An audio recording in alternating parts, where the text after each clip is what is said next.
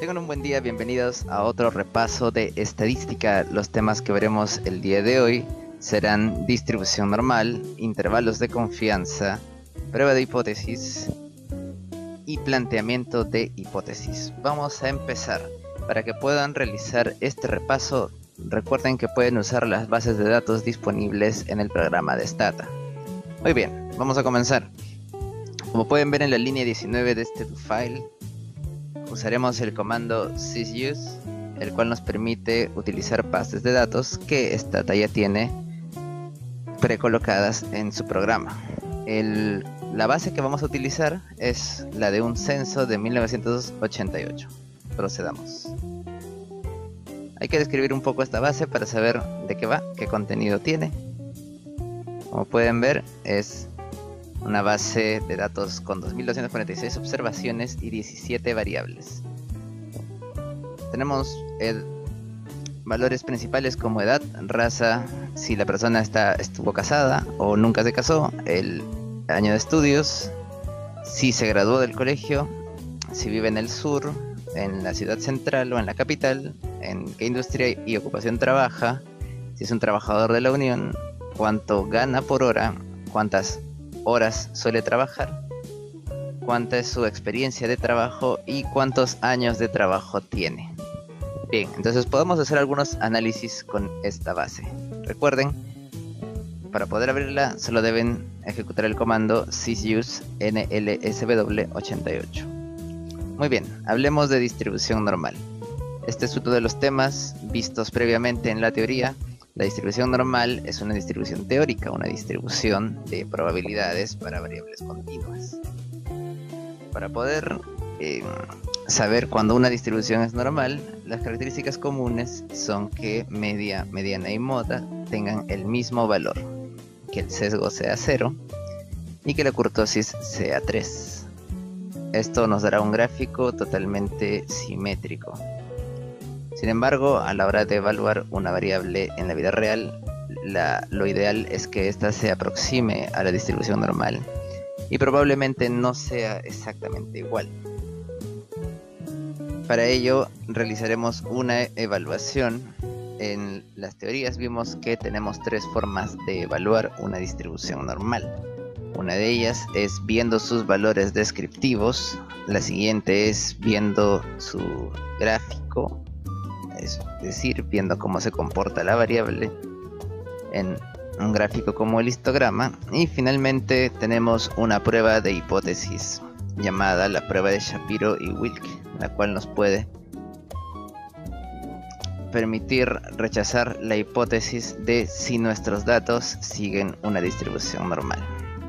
Empecemos con la primera evaluación. En este caso queremos evaluar la variable wage, que significa ganancia por hora.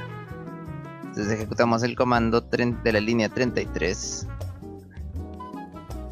y podemos ver lo siguiente. Tenemos una mediana de 6.27, un promedio de 7.76, 77 al redondeo,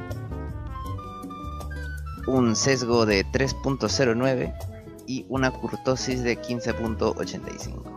Bajo estos parámetros podríamos pensar que la distribución no es normal.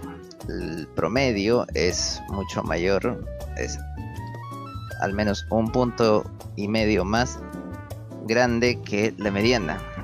El sesgo es 3 cuando debería estar alrededor de 0.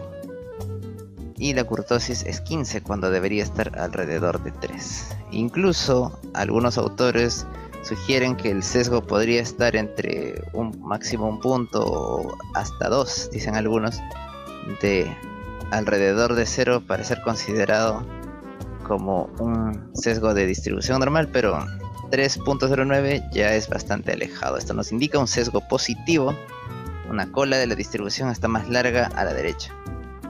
Y una kurtosis de 15 nos muestra una curva de distribución bastante elevada y bastante delgada, lo cual nos hace pensar que esta distribución no es normal. Pasemos a la evaluación gráfica. Es el histograma. Y teníamos razón, como pueden ver en este histograma, Tenemos una cola muchísimo más larga de esta curva hacia la derecha y es la que reflejaba el sesgo igual a 3. Y vemos que los datos sí están bastante elevados, lo que nos hablaba de una kurtosis de tamaño 15.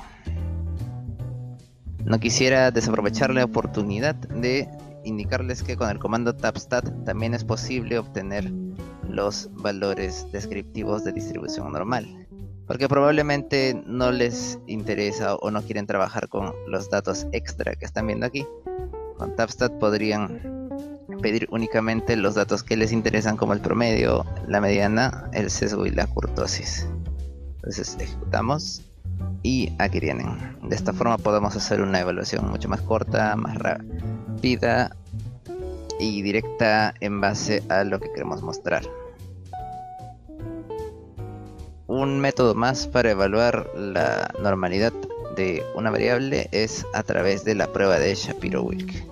La prueba de Shapiro-Wilk tiene un comando bastante sencillo, como pueden ver en la línea 38.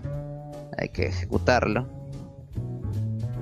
y obtenemos un valor de P mucho menor a 0.05, bastante pequeño, lo cual es un indicador de que la distribución no es normal.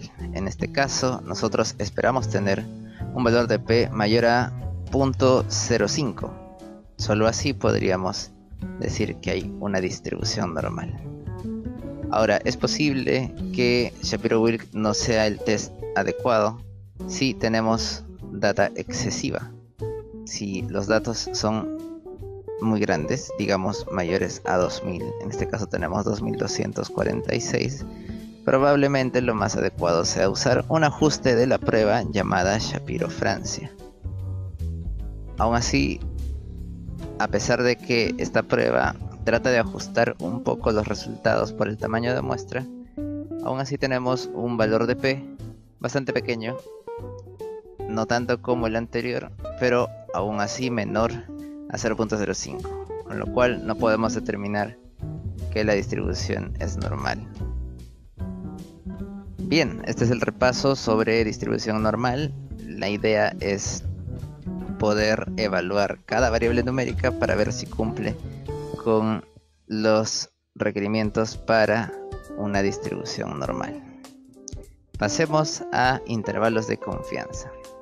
Los intervalos de confianza tienen el objetivo de realizar la estimación de parámetros. Esto quiere decir que queremos conocer datos de la población. Recuerden, en cursos anteriores o videos anteriores, un parámetro es un dato tomado de la población. Pero nosotros no tenemos datos de la población, tenemos datos tomados de muestras, que son conocidos como estadísticos. Para poder estimar los parámetros, necesitamos de los estadísticos y también de un error de estimación que siempre está implícito en este tipo de cálculos. De manera que para poder hallar el parámetro, la fórmula es que es la suma y resta del estadístico con el error de estimación. Esta suma y resta nos darán un valor mayor y un valor menor. Estos dos valores formarán un intervalo que será calculado con cierto nivel de confianza y de allí proviene el nombre intervalo de confianza. El intervalo de confianza también es conocido simbólicamente como Z, y el error de estimación está compuesto tanto por el nivel de confianza como por el error estándar. Presten mucha atención aquí, pues el error estándar depende del tamaño de muestra. Errores estándar grandes provienen de tamaños de muestra muy pequeños y errores estándar pequeños provienen de muestras grandes. La moraleja de esto es que si queremos cometer el mínimo error necesitamos muestras grandes. Bien, esa es la teoría de intervalos de confianza. Pasemos a ver algunos comandos de intervalos de confianza para interpretarlos. Por ejemplo, tenemos la variable merit, que es casado, saber si la persona está casada o no, y tenemos la variable wage, que es ganancia por hora. Como pueden ver, la variable casado es categórica y por lo tanto requiere de un intervalo de confianza para proporciones. Y la variable wage es numérica y requerirá un intervalo de confianza para promedios. Hagamos el cálculo. Y hay que tener mucho cuidado aquí con la interpretación. A pesar de que la variable es categórica, el comando aún así emitirá la terminología min, que es promedio, porque Stata está promediando los ceros y unos que representa la variable casado. Entonces, dado que no podemos tratar a esta variable como numérica, lo que deberíamos hacer es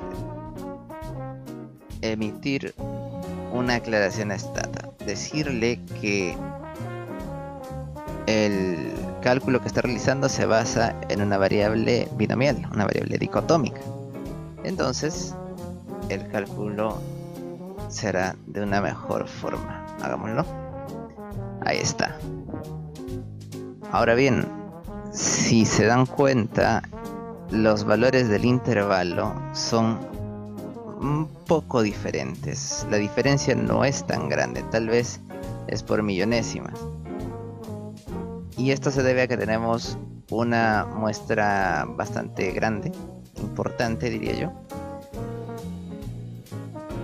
Pero esta es una aclaración necesaria.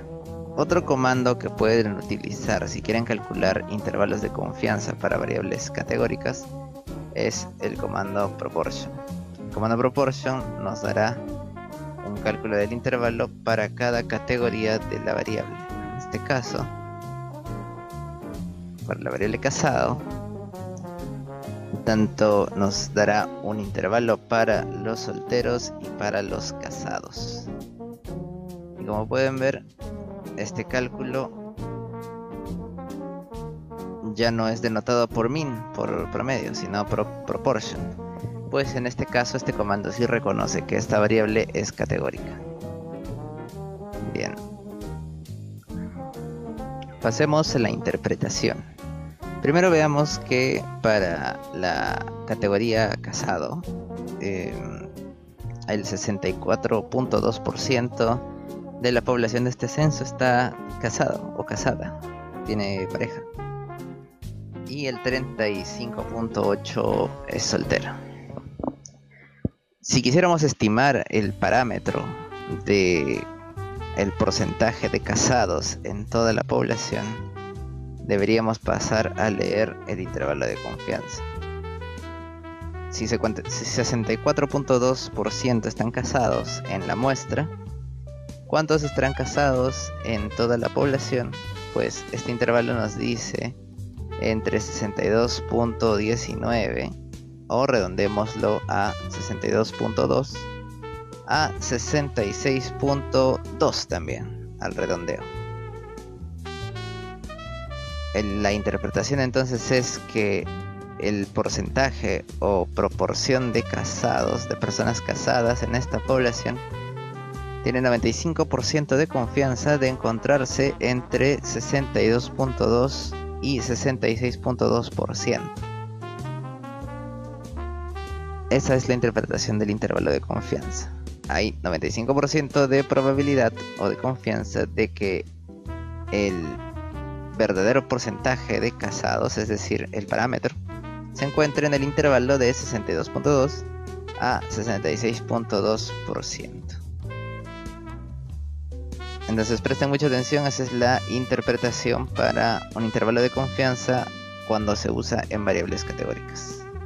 Pasemos a wage, que es una variable numérica que indica la ganancia por hora de las personas. Hagamos el comando. Y en este caso sí tiene sentido leer los valores promedio, error estándar y demás, dado que la variable es numérica y su característica hace que esto sea válido. Tenemos que el promedio es de 7.77 al redondeo dólares por hora. Entonces, según la población de 1988, la muestra evaluada ganaba en promedio 7.77 dólares la hora. Pero si nos gustaría saber cómo o cuánto gana no la muestra sino toda la población, nos dirigimos al intervalo de confianza, el cual nos dirá que existe 95% de probabilidades o 95% de confianza de que el promedio de ganancia en toda la población se encuentre entre 7.53 y 8.01 dólares la hora. Entonces, esa es la interpretación de un intervalo de confianza para promedios. Pasemos ahora a el concepto de planteamiento de hipótesis. Como recordarán, en la teoría, el planteamiento de hipótesis estadístico está basado en establecer dos tipos de hipótesis, una hipótesis nula y una hipótesis alterna. Como tal, estas hipótesis están contrapuestas, mientras que la nula siempre habla de igualdad o menciona igualdad entre dos componentes que se están comparando, la alterna hará lo contrario. Esto también nos da pie a discutir si la hipótesis debe ser de una o dos colas. En el mundo de la estadística, dado que estas pruebas se basan en una comparación de las distribuciones, la distribución normal tiene dos colas, por ejemplo. Y cuando probamos una hipótesis, probablemente solo estamos comparando hacia un lado de la cola, porque queremos comprobar que una muestra es mayor que la otra, o un resultado es mejor que el otro. Entonces, cuando solo hacemos una comparación en ese sentido, estamos haciendo una hipótesis de una cola. Pero si nuestra pregunta está más orientada a establecer incertidumbre, es decir, puede ser que lo que estemos comparando no es ni mayor ni menor, sino simplemente es diferente, la evaluación debe hacerse en ambas colas. Bien, he estado mencionando hasta ahora comparación, la palabra clave. Toda hipótesis, en este caso, se basa en comparación. Para las variables que tenemos trabajadas hasta la fecha, tenemos que podemos comparar proporciones o comparar promedios. Mucho ojo a esta parte. Cuando comparamos proporciones, quiere decir que estamos comparando dos categorías de una variable categórica. Y cuando comparamos promedios, estamos comparando dos promedios en distintas categorías. Veamos un ejemplo. Si mi pregunta de investigación fuera la siguiente: ¿los que terminaron el colegio ganan más dinero? Yo podré plantear mi hipótesis respondiendo que sí, que en promedio los que terminaron el colegio tienen una mayor ganancia que aquellos que no terminaron el colegio. Entonces se darán cuenta de que lo que estamos comparando es la ganancia. Y dado que la ganancia es una variable numérica, estaremos comparando su medida de resumen, que es el promedio. Estamos comparando promedios. En ese sentido, nuestras hipótesis deberán plantearse de la siguiente forma: el promedio en el grupo 1, que puede ser aquellos que terminaron el colegio, es igual al promedio de salario en aquellos que no terminaron el colegio. Y nuestra hipótesis indicará que ambos grupos son diferentes. Para que quede un poco más claro esto de la comparación, podemos ver esa comparación en Stata con el comando tabstat. Aquí en la línea 67 le estoy pidiendo a Stata que haga una tabla de estadísticos para la variable wage, haciendo la diferenciación por si la persona se graduó o no se graduó del colegio, que es la variable colgrad. Entonces ejecutemos.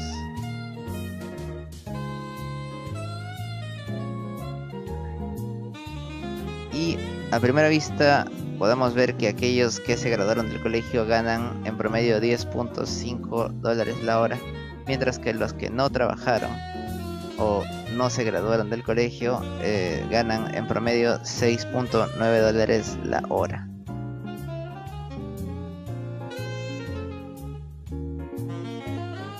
Entonces, es esto precisamente lo que buscan nuestras hipótesis. En el caso de la pregunta, ¿los que terminaron el colegio ganan más dinero? Solo la podremos saber si comparamos el promedio de ganancia en aquellos que terminaron el colegio y los que no lo terminaron o no se graduaron. Veamos un ejemplo ahora de comparación de proporciones.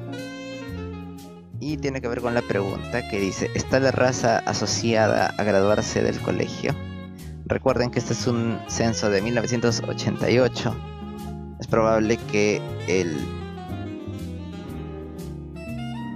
la diferencia entre razas identificadas signifique una diferencia de oportunidades. Es decir, que es probable que, según mi hipótesis, las personas de raza negra ganan o se gradúan en menor proporción a las personas de raza caucásica o blanca.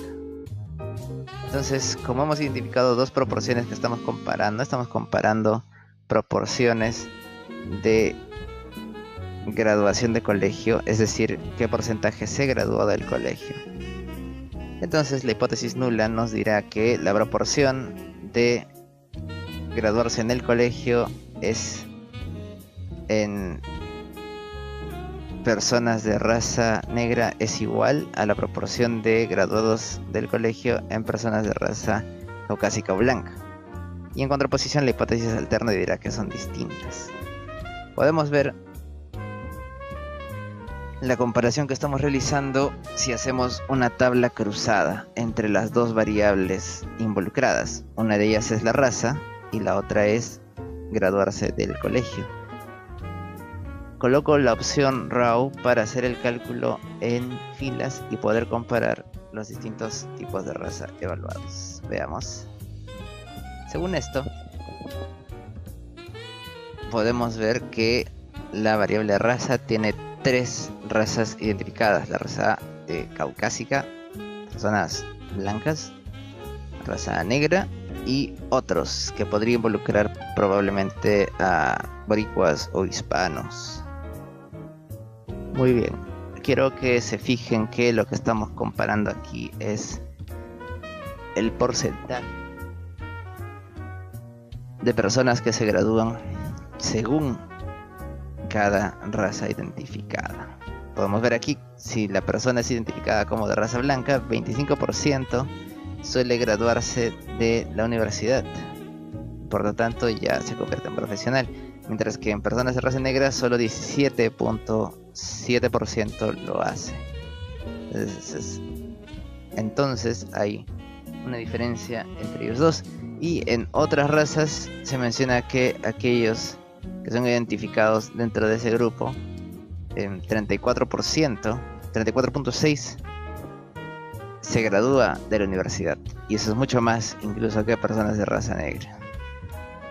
Entonces, para continuar con la explicación, pasemos a ver cómo determinar que está la raza asociada a graduarse del colegio o de la universidad.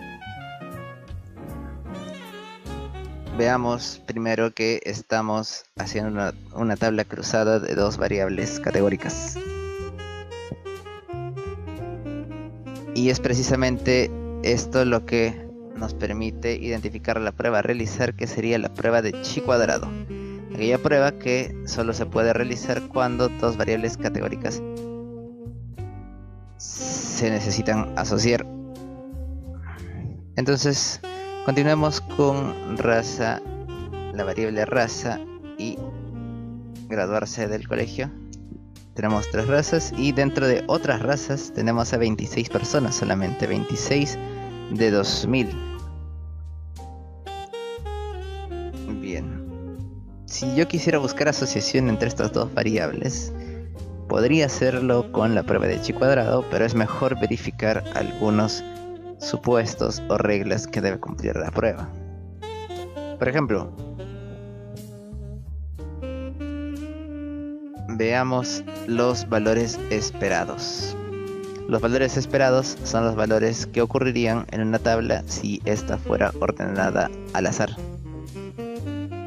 Así que el comando para poder calcular estos valores esperados se llama expected. Es la opción del comando tab. Entonces les voy a mostrar qué es lo que se obtiene aquí. Estos números que se encuentran aquí abajo son los números que deberían ocurrir en la vida real, ¿no? Para pensar que no hay asociación entre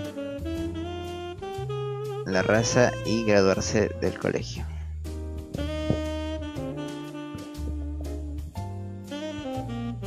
La regla de Cochrane es que no más de 20% de las celdas tenga valores menores a 5. Afortunadamente ningún valor esperado aquí vale 5. Así que muy bien, como pueden ver en esta tabla, los valores esperados, ninguno de ellos es menor a 5, lo cual nos permite realizar la prueba de chi cuadrado. De otra forma, si los valores esperados fueran menos de 5, habría que ver si esta ocurrencia se da en más de 20% de las celdas. En este caso tenemos 6 celdas, un valor esperado, una frecuencia esperada fue de 6. No llega a ser 5, así que no tenemos problema. Hagamos la prueba. Muy bien, hagamos la prueba. Es importante que verifiquemos si la condición, la regla de Cochrane, se ha cumplido. En el primer caso, si tuviéramos que más de 20% de los valores esperados fueron menores a 5, nuestra opción sería utilizar la prueba exacta de Fisher. Esto debido a que la prueba de chi cuadrado no puede tolerar tamaños tan pequeños. ¿A qué me refiero con 20% de valores esperados? En esta tabla de 2×2 tenemos 6 celdas donde podemos ver 6 valores esperados. Esos 6 valores esperados representan al 100%. Cada celda entonces aproximadamente tendrá una representación de 16%. Si hubiéramos tenido una celda aquí con un valor esperado menor a 5, diríamos que el 16% de las celdas tiene un valor menor a 5. Si tuviéramos 4 celdas de 6, eso representaría casi un 65%, con lo cual ya no se podría ejecutar la prueba de chi cuadrado. Afortunadamente, en esta asociación entre raza y graduarse del colegio no tenemos ninguna, así que veamos las opciones. ¿Más de 20% de valores esperados fueron menores de 5? No. Si lo hubieran sido, utilizaríamos la prueba exacta de Fisher. ¿20% o menos de valores esperados fueron menores de 5? Sí. De hecho, ninguno fue, así que vamos bien, podemos utilizar la prueba de chi cuadrado. La ejecución es simplemente agregando la opción chi2 en el comando tab. Ejecutemos y podemos obtener dos valores, ¿sí? Eviten la confusión. El valor de Pearson chi cuadrado es el valor de la distribución, su valor en la distribución chi cuadrado. Este no es interpretable inmediatamente. El que es interpretable es el valor de P. Y aquí sale como PR porque es la abreviatura de probabilidad. Este valor de P es muy pequeño, de tal manera que no se muestra su valor completo. Esta tabla solo muestra hasta 3 decimales. Pero esto quiere decir que el valor de P es más pequeño que 0.0001. Entonces, la decisión en nuestro caso debería ser rechazar la hipótesis nula si es que el valor de P es menor a 0.05. En este caso, nuestro valor de P nos conmina a rechazar la hipótesis nula. ¿Cuál era la hipótesis nula en esta prueba? Si estamos buscando asociación entre raza y graduarse del colegio, probablemente nuestra hipótesis nula era que la raza no estaba asociada a graduarse del colegio. Entonces podemos rechazar esa hipótesis y decir que sí, hay asociación entre raza y graduarse del colegio. Como vimos anteriormente, cuando comparamos las proporciones, aparentemente las personas de raza blanca y calificados como otras razas se gradúan en mayor proporción que las personas de raza negra. Entonces, estas diferencias parecen ser significativas y por ello Chi Cuadrado encuentra una asociación. Solo por motivos didácticos vamos a ejecutar la prueba exacta de Fisher. No es necesario en este caso, pero vamos a hacerlo, solo para que vean que al final el valor de P también está orientado aquí abajo, señalando que es calculado a través del test exacto de Fisher. De la misma forma tenemos un valor de P muy pequeño. Recuerden, el valor de P nunca es 0, solo que aquí es muy pequeño para que Stata muestre todos los decimales. Pero podemos decir que es menor a 0.05 y por lo tanto también rechazamos la hipótesis nula y incluimos que existe asociación entre pertenecer a algún tipo de raza y graduarse o no del colegio. Muy bien, este ha sido el repaso para esta semana. Esperemos que este les ayude para el examen y si tienen más dudas, por favor colóquenlas en los comentarios de este video para poder absolverlas en cuanto se pueda. Muchas gracias.